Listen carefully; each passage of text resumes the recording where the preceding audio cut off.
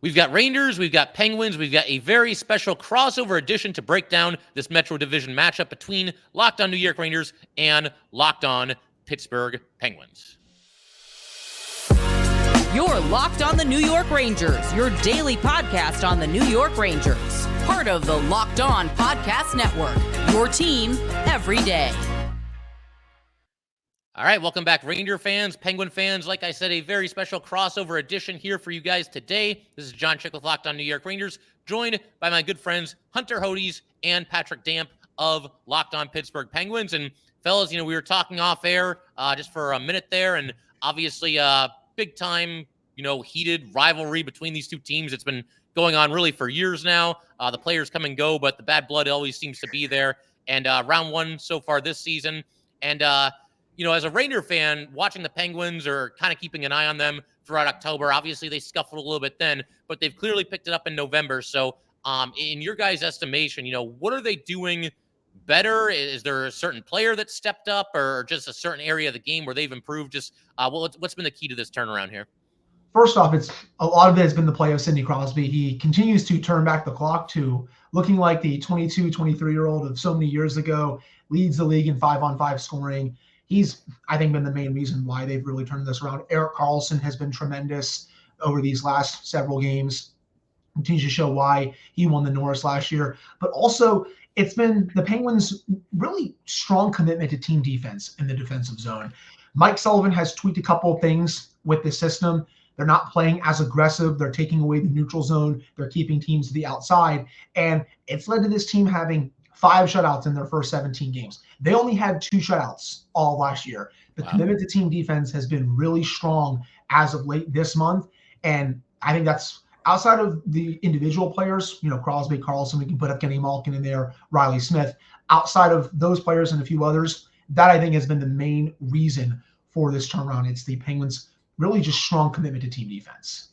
For me, it comes all the way back to coaching, because to build off of what Hunter was saying, there was a lot of talk in Pittsburgh and on our show specifically about how, as talented as this Penguins team is, they are the oldest team in the National Hockey League. Couple that with the rest of the league kind of getting on board with this trend of being fast, playing aggressive, and focusing on speed. The rest of the league caught up to the Penguins. So their idea and system of always being aggressive in all 3 zones kind of was starting to haunt them early in the season. So with Mike Sullivan making that adjustment to pulling the pressure back and keeping teams in front of them, as he likes to say, for me has been huge for this team's turnaround, simply because instead of chasing a game that they played well 5-6 years ago, they're playing to the strengths they have today. So we all know, Penguins and Rangers fans know all too well about coaches who will go down with their system no matter what. So it's nice to see that Sullivan was able to say, okay, we aren't that team anymore, so let's switch some things up here so we can find some success. Absolutely. And, you guys both kind of touch on Erik Karlsson a little bit there. And obviously, you look back at the offseason and that was one of the bigger, transactions, not just for the Penguins, but really for any team across the entire NHL. There was kind of that staring contest between the Penguins and Sharks. Felt like it went on forever. But I think the general consensus is that it was always eventually going to get done. And it got done. And Karlsson's here. And kind of the same thing with the Penguins as a whole. Erik Karlsson maybe scuffled a little bit to start the season, but he's picked it up recently. 17 points in 17 games and a +10 so far for Karlsson. So what's been the key? Is it just kind of a situation where he had to get used to his new teammates, his new surroundings, new system, the whole 9 yards? I know. Yeah. Go ahead, Pat. I think. Yeah. I mean, that and he's, I don't want to this is going to sound silly to say, but he's somebody you have to get used to playing with, because it's kind of the opposite of Sidney Crosby, where he can kind of just take whomever and make them work. Karlsson, because he plays from the back end, is so creative and so one step ahead of everything that you could see it early on. He'd make passes to wingers and forwards, and they were genuinely surprised that that pass was there. It wasn't, say, like with a Sidney Crosby, where he basically just says, go to the net with your stick down and I'll find you there somehow, some way. With Erik Karlsson, you're coming through the neutral zone and there's a quagmire of bodies between him and the next guy, and he somehow fits a puck all the way across, and the forward's just not ready for it, nor would he ever be, because you don't expect that pass. So once the team kind of started adjusting to the way he plays, you could see the production and the fit really start to work. Yeah, just going off what Pat said, I mean, he's made passes this year that, I mean, I love Crystal Tang, but I haven't seen Crystal Tang make some of those passes in quite a while. And his acquisition, Karlsson, that is, it's really helped Letang just really, I mean, it takes some of the responsibilities off him just because he's had to do so much throughout these last several years, and you can split them up, their minutes up. And it's been really great to see him grow into his role with the Penguins. He's had multiple games where he lets his cannon of a slap shot loose, and it's a sight for sore eyes. Him with Evgeny Malkin, their chemistry, I think, is really starting to grow over the last week or two. And that's something I think to keep an eye on for this game against the Rangers, when whatever Peter Laviolette, whoever he wants to match up against those two when they're out there, because they've been getting a lot more minutes together. That's going to be interesting for me as well. But, you know, the Penguins pulled off a heist to get him. They didn't really give up anything of value to get one of the best defensemen on the planet. And so far, so good with him. Yeah, absolutely. And something that kind of comes up, I think it's come up for both these teams in the past. And I mean, really, it's one of those things that you can probably apply it to just about any team in the NHL. But certain teams, you know, the feeling from the fan base a lot of times is they don't have enough depth, or to kind of piggyback off of that, they don't have enough scoring depth. And I think for the Penguins, certainly last year, that was maybe a knock on them, and maybe one of the reasons why they weren't able to continue that very impressive playoff streak that they've had over the years. But do you think, I mean, Karlsson's obvious, but beyond him, like, is there a better supporting cast now than maybe there was the past couple of seasons? I would say the bottom six this season is a bit better compared to last season, but it's still a work in progress. I feel like Pat and I have been complaining about the bottom six quite often this season, but the third line, for the most part, has improved ever since Radim Zohorna came up for Jansen Harkins. Zohorna has been just a blessing for that third line, honestly. I think Lars Eller has also really fine-tuned his game a little bit. He's finally starting to show why he was signed this offseason. I think Drew O'Connor is starting to grow a bit more as of late. That line is getting a bit better. Fourth line, you subbed out Jeff Carter. We'll have to see what happens. They're practicing today. Vinny Hinostroza is on the ice for practice. We'll have to see if he's ready to go for that game against the Rangers. But if not, Carter will be in the lineup. Fourth line, you know, still needs at least a little bit of work. Noah Chari finally got his first goal against the Golden Knights. Matt Nieto had one before against the Sharks. I'm still not seeing enough depth scoring from them, but there's still time to fix that. You know, there's plenty of months before the trade deadline. I still think they're another scorer short, but overall as a whole, I do think this bottom six is a bit better compared to last year. It's just still a little bit of a work in progress. I just don't want to see the team have to rely on the top six every night. And, you know, speaking of that, they didn't have to on Sunday night against Vegas, when the bottom six really carried the way for one of the first times this season. And I hope that continues. The thing that's nice is that the big guns are going right now. Yes. All the top guys are producing, and that gives you some leeway for this bottom six, as it is a work in progress, to find its footing. And they're starting to find said footing. Like Hunter said, they were the drivers on Sunday against the defending champions, which is something you want to see. Even though Vegas was on the second half of a back-to-back, that's still a very good hockey team. And they played the Penguins top six to a draw, and then the Penguins bottom six made the difference. But I would say it wasn't hard to get this team a better bottom six than last year. It would have been genuinely scary if it was worse, but they brought in some better pieces. They're starting to fit, and they're starting to find some chemistry. So you have that in the month of November, a little bit of leeway, because the top six and the main contributors are doing their best.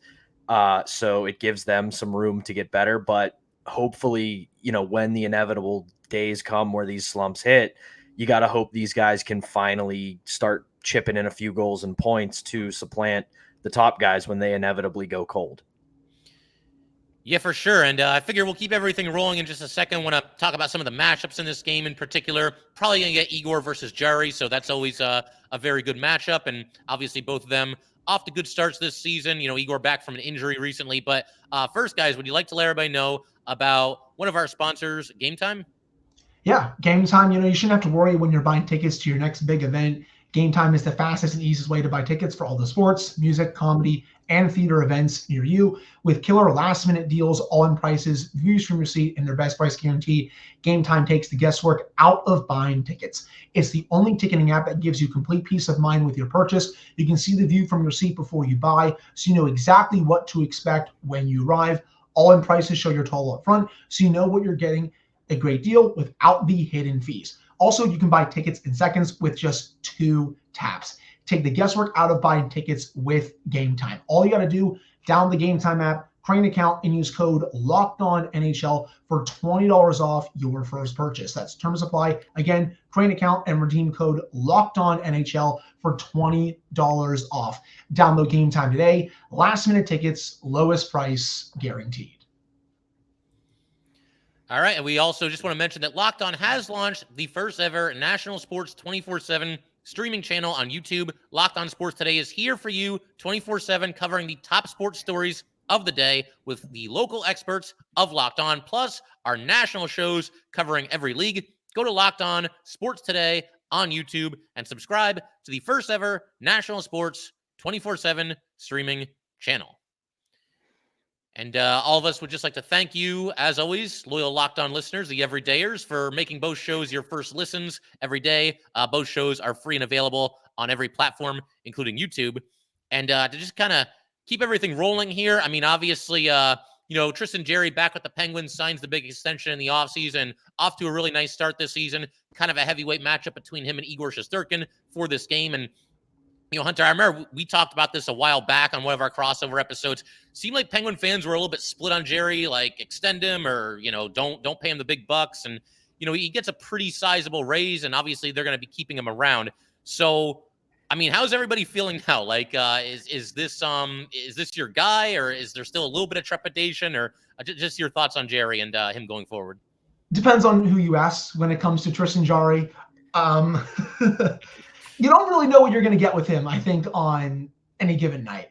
You could get the version where you've seen him have multiple shutouts this season and he plays aggressive, makes some really nice sprawling saves, or you may get the version of him that we just saw against the Devils where he was off his angles, letting in a couple soft goals, just wasn't there. And the inconsistency with him has been my biggest gripe on him this year. You need to be consistent, especially after you got a 5-year term and you're making over $5 million per year. Pat and I have said that on our show. We want the $5 million man to play like a $5 million man. And at times, he has done that. But at other times, as I just said, he hasn't. We just want him to just do this on a consistent basis. You can't just have, a shutout on one start and then you're giving up 4 goals and having an .850 save percentage on the next one. You can't just go back and forth between that. You need to have string together 4 to 5 to 6 really quality starts. And then if you have a howler of a game after that, okay, that happens to any goalie in the league. But it's just been too common with him to have a really good start followed up by a really bad start. And I do agree. I think he's going to get the start in this one, even though Alex Nedeljkovic came back on Sunday, played a really good game against Vegas. I still don't think there's a goalie controversy in this city. I think Nedeljkovic should get more starts going forward, but I don't think he's going to suddenly be the number one goalie. I think Jarry will get the start, but he's just got to find that consistency. He's been fully healthy for this season, knock on wood, at least. But he's just got to continue to, well, I shouldn't even say continue. He's just got to start being more consistent, I think. Yeah, the wild swings are a huge concern because there are nights where he looks like he could be in the conversation for the Vezina, and then there are nights where it looks like he's below replacement level and should be in the American Hockey League. And I say this all the time on the show to Hunter. I've said it in writing. I've said it everywhere I've ever covered the Penguins. When you're a Pittsburgh Penguins goaltender, you don't need to be a Vezina candidate. You just have to be good enough. You just have to be an NHL average goalie because the Penguins brand has and always will be scoring. That's what they do. And you don't need your goalie back there stealing games. So that's all I've really asked of him. And it's been an incomplete grade that kind of doesn't look great so far. And you look at the shutouts and you think, oh, he's got 3 shutouts. He's got to be doing great this year. And well, you look at his non-shutout games with the exception of 1 or 2 of them, and it's a tough look. I also, this summer for goaltending was tough because there really wasn't anything out there. There wasn't really any good free agents. And we saw with Winnipeg when they eventually traded PLD to LA, you were not going to get Connor Hellebuck out of there for anything more than a huge ransom. So for the Penguins, they kind of had no real option. I wish they hadn't gone 5 years, but $5 million was kind of about the going rate this summer for a starting goalie. So I don't like that they gave him 5 years, but I understand why they gave him the money they did. Yeah, it's interesting that you mentioned Hellebuck because this whole offseason, I mean, obviously the Rangers are setting net. We know that. But, two teams in this Metro division that maybe we're looking for an upgrade in the crease. I thought maybe either the Penguins or maybe even the Devils might make a play for Connor Hellebuck. So when I saw that, he inked that extension with the Jets, I was pretty happy about that. Keep him out west and keep him out of the Metro division. Thank you very much. But, I think and to build on that, I think it's going to be Igor in net for the Rangers for this game as well. Obviously, he missed a little bit of time with the injury.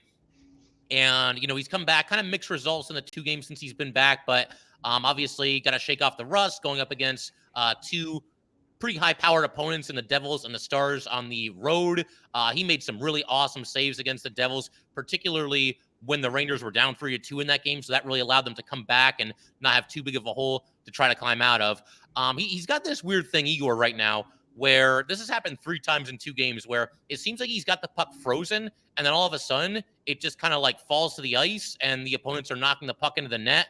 And I think it's just one of those things that you can chalk it up as a fluke. But Igor, he's been all right since coming back, but he hasn't, had his A game yet. So if you're a Penguins fan, maybe this is the right time to play the Rangers, or maybe he is Igor and does have his A game in this game against the Penguins. We'll wait and see what happens there.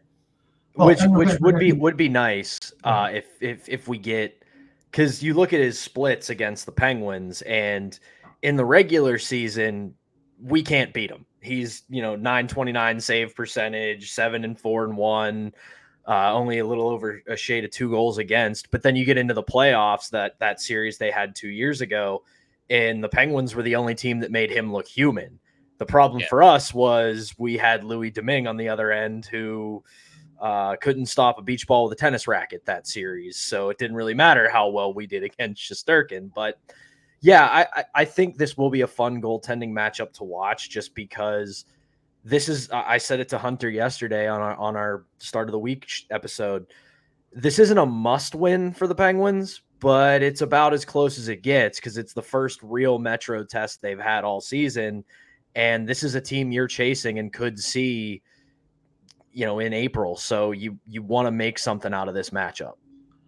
First real Metro test. That's interesting how you put it that way, Pat, because I know they play the Devils and the Hurricanes, who are also very good as well. But I think I understand what you're saying in that context as well. I mean, the Penguins, they've been okay against Metro teams so far this season. I mean, they beat Columbus, they beat Washington, who is off to a surprisingly good start. I don't think that's going to last, in my opinion. But, the losses to the Devils, who are just a bit faster. The Penguins have had a big problem with the Devils for the past couple of years. And the Hurricanes, we said it on Monday's show, always a 50-50 with them. And the bounces just go their way every single time. Rangers, the Penguins split the 4 meetings with them last year. They won both games in Pittsburgh. Then, of course, Sean, you guys won both games at Madison Square Garden.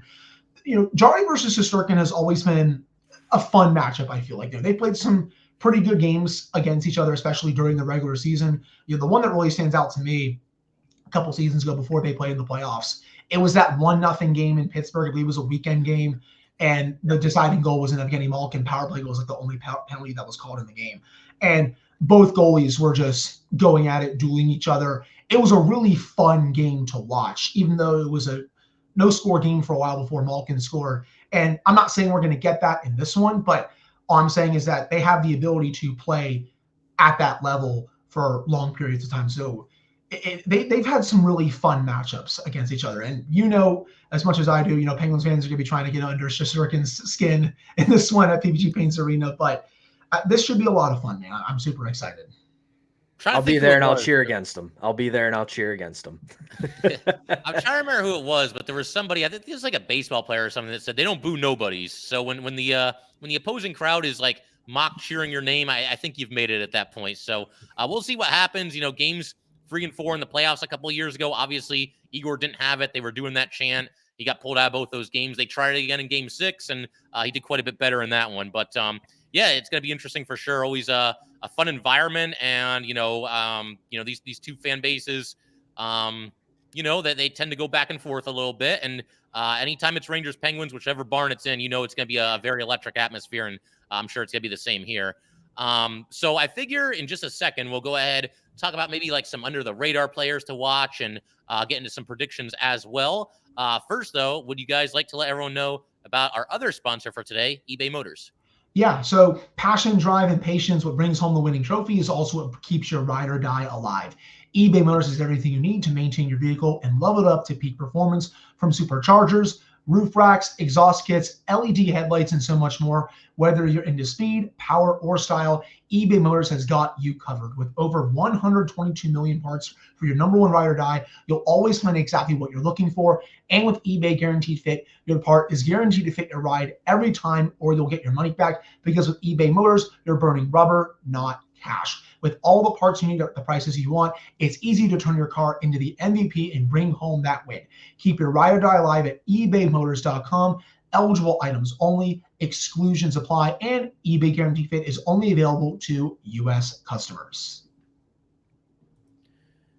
All right, so with that, we'll go ahead and keep everything rolling here. And guys, one of my favorite questions anytime we do these crossover episodes, whether it's with you guys or anybody else, and Hunter, I know we've done this question before, but I always like to ask, like, any under the radar players to watch in this game. Because obviously, we know about Crosby and Malkin, and you guys know about Panarin and Kreider and all the big names, but who's been impressing you lately, and who's somebody that could be a threat to impact this game for the Penguins? Well, I'm going to say Marcus Pettersson, actually. Not going to do a lot offensively, maybe, but defensively, he has been a workhorse this season. His pairing with Erik Karlsson has been one of the best pairings in the league, both eye test-wise and analytically. They are super fun to watch when they're on the ice. I wouldn't call Pettersson Karlsson's babysitter, but he does do a really sound job of just getting the puck out of the defensive zone and just being that stable presence for him on the blue line. He continues to be, I think, one of the more underrated defensemen in the league. And I think his play this season has kind of gone a little under the radar for a lot of Penguins fans. I would definitely have my eye on him from a defensive standpoint. I guess if you want someone who can maybe bring a little more offense compared to Pettersson, I may say keep your eye on, I know what, I'll go Lars Eller, actually. I've really liked his game as of late. Ever since that West Coast trip, he scored that gorgeous goal against the Kings, just dusted Kevin Fiala, Andrew Doughty on this shorthanded rush. Ever since then, I feel like he's really grown into his role with the Penguins, and he's continued to get chances. The puck hasn't gone in the net just yet since that game, but he's been playing really well. So I would keep my eye on him as well. The guy that I have been thoroughly impressed with this season, and I've said it to Hunter before, is while the Karlsson deal is going to get all the headlines and all the hype, the guy to watch in Pittsburgh this year is Riley Smith. Yeah. Because he has been lighting up the score sheet, and I haven't seen a winger have this kind of chemistry with Evgeny Malkin since James Neal. And if you remember Evgeny Malkin's MVP season about a decade ago, it was because he had James Neal riding shotgun with him, and they fed off each other so well. And that's exactly what Riley Smith has done with Evgeny Malkin, and all they got that guy for was a third-round pick. So that's a big one for me. The other one I want to see against the Rangers step up and play a solid game, similar to what Hunter said, is Ryan Graves. He's had a bit of a mixed start in Pittsburgh. But that's because he's, maybe the third or fourth defenseman behind Chris Letang, Marcus Pettersson, and Erik Karlsson, but they did spend a good bit of money to get him. And while he hasn't been bad, he also hasn't been good. So I'd like to see him kind of have a standout game against one of, if not the best team in the Metro right now. Yeah, for sure. And if I'll throw out a couple as well. I got to go with Erik Gustafsson just because I've been heaping a lot of praise on him really ever since the season started. The Rangers picked him up, kind of an under-the-radar free agent move. The Rangers, like a lot of teams, do not have a ton of cap space, to put it mildly. So they had to kind of go bargain hunting this offseason. And what a pickup this guy has been. He's on like his 8th team in the past 5 years or something ridiculous like that. And I'm watching him play, and I can't figure out why this guy can't find a home, because he has really stepped up big for the Rangers. Obviously, with Adam Fox out of the lineup, that creates an enormous hole in your lineup, and they've moved Gustafsson from the third pairing up to play with Ryan Lindgren, and he's done a great job there. Done a great job on the power play as well. He's quarterbacking the top power play unit, and they haven't really missed a beat since Adam Fox went down, the power play, that is. And there's no substitute for Adam Fox, but Erik Gustafsson doing as much as he possibly can to make that hurt as little as possible. And I've mentioned this too, for somebody that has a reputation as kind of an offensive defenseman, and I get why, he does kind of put up points, but he's made some great defensive plays this season as well. There have been a couple times where there's been a rush, an odd man rush, and he's made a nice play, or maybe even there's about to be a breakaway and he'll catch up to the guy and knock the puck away from him. There was a game not too long ago where he steals the puck behind the Ranger net, passes up the ice, and the Rangers are going the other way, and then they score on a rush. So cannot say enough about the job that he's done. The only downside to this whole thing is that a lot of Ranger fans are saying, re-sign him. It's like, dude, Gustafsson is not going to have to settle if he keeps playing like this for just $825K in 1 year next year. But we'll cross that bridge when we get there. So I'll throw out Gustafsson, and also your old friend, I'm going to throw out Nick Bonino. Obviously another under the radar pick up for the Rangers, and now 2/3 of the HBK line has now played on the Rangers, but he's done a great job in his role. He's one of those players that he's a veteran. Obviously, there's not a whole lot there these days offensively. I believe he only has 1 assist the entire season, but an excellent penalty killer, block shot machine, and just a hard-nosed player. And we've all kind of been hinting, I think, that maybe we're expecting this to be a little bit on the low-scoring end, and I just get the feeling that, both teams have good power plays. Nick Bonino, I think, winning some face-offs while his team is shorthanded and killing the actual penalty, that could be huge for the Rangers in this game. So give me Gustafsson and Bonino as my 2 kind of under-the-radar players that could impact this game in a positive way for the Rangers. That makes sense as well. And I did want to ask you, John, with the Rangers off to this crazy hot start under Peter Laviolette, what do you think has been the biggest difference for this team compared to last year's team under Gallant? Yeah, I think overall it's probably just they're playing a better defensive structure, that they're maintaining defensive structure a lot better now than they did in the past. They're kind of running this 1-3-1 defense, and it was very apparent right even from opening night. They went into Buffalo, and a team that is slowly but surely getting a little bit better. They've got some talented players, and they won 5-1, and they just shut them down. And Buffalo just didn't seem to have any idea, how to attack this team or how to get through the neutral zone. It feels like they're just much more structured than they used to be. And I think the other thing that's kind of working in their favor right now is they've kind of embraced this next man up mentality. I mentioned, Erik Gustafsson stepping up for Adam Fox. We've also got a situation right now where Philip Hedl is out with a concussion, and nobody seems to know when he's going to be back. And as I've been saying on my show, all the best to him. Obviously get healthy first. That's first and foremost before hockey. But he goes down, and then Vincent Trocheck steps from the third line into the second line. And I'm trying to remember if he had any points last night. I don't think he did. But in the 5 games that he played with Panarin and Lafreniere, he had a 5-game point streak and 10 points overall. So he really stepped up in place of Philip Hedl. And that line's been on fire. Panarin and now Trocheck and Lafreniere, they've kind of been carrying the team offensively 5v5. And then Igor, he missed some time as well. And Jonathan Quick, partying like it's 2012 and really turning back the clock. And not just giving the Rangers a chance, but Quick in a lot of those games that he started was one of the biggest reasons why they won those games. And even your old pal Louis Domingue, he got into a game as well because Igor and Quick were actually both out of the lineup on the same night. So Domingue got in there, only allowed 1 goal, and led the Rangers to a win. So, yeah, I think it's just kind of that next man up mentality. They seem to have all embraced it. And I'm just very impressed with how fast this team has kind of picked up Laviolette's system and embraced his system. I thought there'd be some growing pains, and I guess here and there have been, but you look at their record and how well they've started, it feels like everything's clicking pretty quickly here. He gets results pretty quick when he goes to new teams. You saw it in Philadelphia. You've seen it in Nashville. Heck, even his first year in Washington, Pat and I were discussing this on a Monday show. He did pretty well there before the wheels started to turn a bit sideways. I don't think he's a coach that's probably going to be with the Rangers long-term, John, but he's definitely good in terms of the short-term to get results. And he's showing that so far with how good the Rangers have been. Because, again, I thought the Rangers were definitely going to be a playoff team this year. I thought the Penguins would be kind of in contention for that 3rd spot. I did not think the Rangers would be this far ahead for the number 1 spot in the Metropolitan Division. That's for sure. You guys have been on absolute fire. Artemi Panarin's been great. Chris Kreider continues to score goals. And he's always been a Penguin killer throughout his career. I think the biggest thing the Rangers probably have to do at some point is get Mika Zibanejad going. I've seen him struggle a little bit this year, Johns, which is, I wouldn't say concerning, but he's got to, I think, wake up sooner rather than later with how his slow start's gone. Yeah, it's one of those things. I'd be more concerned if he didn't already have such a proven track record. Right. Right now he's just a little bit off. The game last night he really struggled, and pretty basic passes are kind of bouncing off of his stick, and it's like, what's going on? We also know how lethal he can be, especially on the power play when it comes to that one-timer. And when he's taking the one-timer now, it just feels like he doesn't know where it's going. Like, he can't even hit the net. He can't even put it on net, much less score. So I think he'll eventually figure it out. I know some people are talking about splitting up Mika and Kreider, which is an option. But if you do that, the one line that I think should be untouchable right now, because it's carrying the Rangers at 5v5, is Panarin, Trocheck, and Lafreniere. I think you have to leave those three together. And then your options kind of become limited. Will Cooley is a second-round rookie who's played pretty well for the Rangers. You could flip-flop him and Kreider if you want to.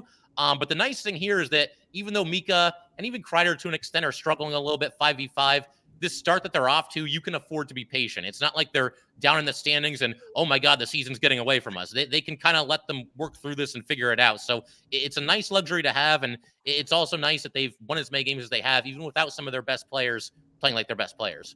Yeah, the biggest thing for me with the Rangers coming into this season, because I was right there with Hunter, kind of thinking that it would be the Penguins and Rangers kind of battling it out for third or first wild card through this season.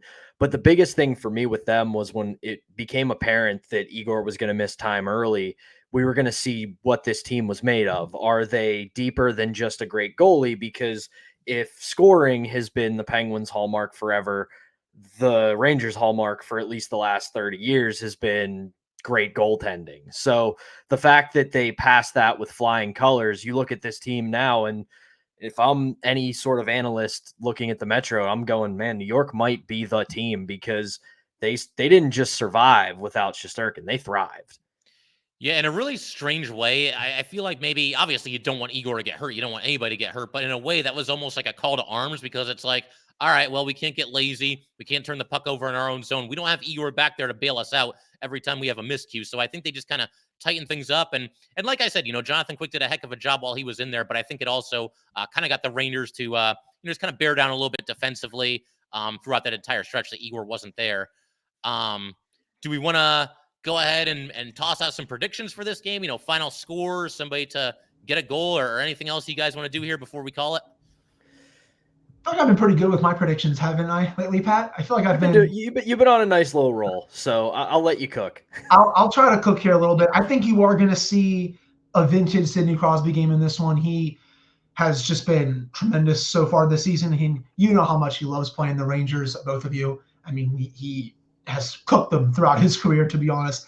I'm not going to sit here and say there's going to be like a 5-point night or anything like that, but I do think you're going to see a multi-point night for him, whether it's 2 or 3 points. I think one of those points will be a big goal that he scores in this one. I think Sid, after a little more of a quieter night against Vegas, he had his 11-game point streak snapped. You're going to see him get right back into another point streak for this one. I think he's going to play really well. Not going to give a final score prediction. Those usually go wrong when I do those, but I am going to sit here and say that Sid is going to play really well in this one. I think this is going to be a 3-2 final with special teams making a big difference, like we talked about. I think it's going to be 3-2 Pittsburgh. I think the Penguins are feeling themselves a little bit right now. They want to make a statement. And the biggest thing for me is I think that it's not going to be 90s level, but this might get a little ugly, because these teams genuinely have developed a dislike of one another because of the playoffs and because of the last couple of years. Right. And I have said this to our friends on Locked On Flyers, and I'll say it here to Locked On New York Rangers as well. Hockey is better when the Penguins and Rangers have a legitimate rivalry, because since the late 80s and up until today, it has been a really good, really fun rivalry. So I think we're in for a 3-2 slugfest where the Penguins come out victorious and the power play is going to make a difference. So it's funny. I actually did an episode during the offseason. We were getting to kind of, I guess you could say, the slower parts of the NHL calendar. I did a top 5, greatest Ranger rivals right now, and I put the Penguins at number 1. And, there's some old school Ranger fans that'll always kind of fight me on this. Oh, it's always the Islanders. No matter what happens, it will always be the Islanders. But when the Islanders were winning the cup, I wasn't even alive for that. So I didn't have to suffer through all that like some old school Reindeer fans did. But you watch the way this has gone the last few years. And to your point, Patrick, what you just said, there's a genuine dislike between these teams. I remember a few years ago, before they met in the playoffs, it was the last regular season matchup, and the Rangers won that game. But remember, they had that crazy standoff after the game ended at the red line. And I'm thinking, dude, is there about to be like a 20-on-20 brawl here? Like, it was getting ugly. And I think, we could see some of that in this game. If it doesn't happen in this game, it'll certainly get ugly by the second time these two teams play each other this season. But I was torn between 3-2 Rangers and 2-1 Rangers. I'll go 2-1 because I feel like I've been using 3-2 a little bit lately. I think both goalies are going to be at the top of their game. They seem to bring out the best in each other. I think we're going to see some really nice saves. And as far as the game winner, Panarin just had his 15-game point streak snapped in the last one. So let's say Lafreniere to Panarin for the game winner. 2-1 Rangers pulling it out in Pittsburgh. Yeah, I guess I'll give one too. I'll go 4-3 Penguins. It's probably going to age like milk, but you know what? That's okay. These games are always so much fun, man. I have so many good friends that are Rangers fans. John, you're obviously one of them. And this rivalry has really taken quite the turn over the last couple of years. I always knew that the Penguins and Rangers were pretty big rivals, but I think right now the Rangers are the Penguins' biggest rivals. It always kind of changes as the years have gone on, right? It's first time it was the Flyers, especially in 2012. Then it went to Washington with all those playoff series. That one's kind of taken a back seat. Now with the playoff series, everything involving Jacob Trouba and just Penguins Rangers in general, it's definitely, I think, the Rangers at the top of a lot of Penguins fans' lists right now. Yeah, for sure. And, it's interesting hearing you say that because, for a while, Rangers and Capitals really picked up quite a bit. I mean, they met each other like 5 straight years in the playoffs or something like that. And every time those two teams play each other, I mean, we're getting multiple overtime playoff games and playoff overtimes that go to the third overtime and game 6, game 7, game 7 overtime. It's wild and back and forth the whole way. And that's kind of taken a little bit of a back seat because they haven't seen each other in the playoffs in a while. But yeah, I mean, Rangers, Penguins, the intensity is always there. The passion's always there. And Ranger fans and Penguin fans, let's try to be like somewhat civil to each other. Let's do our best here. Some lighthearted smack talk is all good, but let's try to keep the gloves up. I think you guys would echo those sentiments. Yeah, absolutely. It can't get as nasty as it did during the playoff series. That was unbelievable. That series needed to end one way or the other. That series needed to end. Yes. But yeah, I figure we could pretty much call it there. But guys, it's a ton of fun as it always is. And I figure we can do this again when these teams play each other again somewhere down the road here. Yeah, absolutely. All right. Sounds good. So Ranger fans, Penguin fans, thank you guys as always. And we'll see you next time.